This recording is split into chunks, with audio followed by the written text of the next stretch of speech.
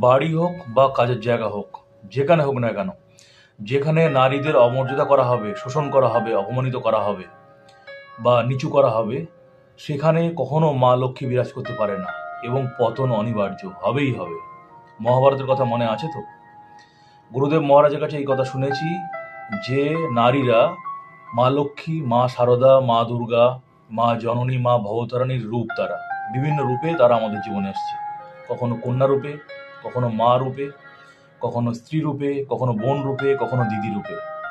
তাদের অমর্যাদা করলে, তাদের অপমানিত করলে, তাদের ছোট করলে সে বাড়িতে কখনোই মা লক্ষ্মী থাকবে না। পতন অনিবার্য, এবং পতন শুধু না, জীবন ধ্বংস হয়ে যাবে, জীবনে অন্ধকার নেমে আসবে। তাই নারীদের, মেয়েদের সম্মান করা উচিত, তাদেরকে শ্রদ্ধা করা উচিত, তাদেরকে ভালোবাসা উচিত। প্রত্যেকটা নারী হচ্ছে মা লক্ষ্মীর রূপ, মা শারদা, মা জননীর রূপ।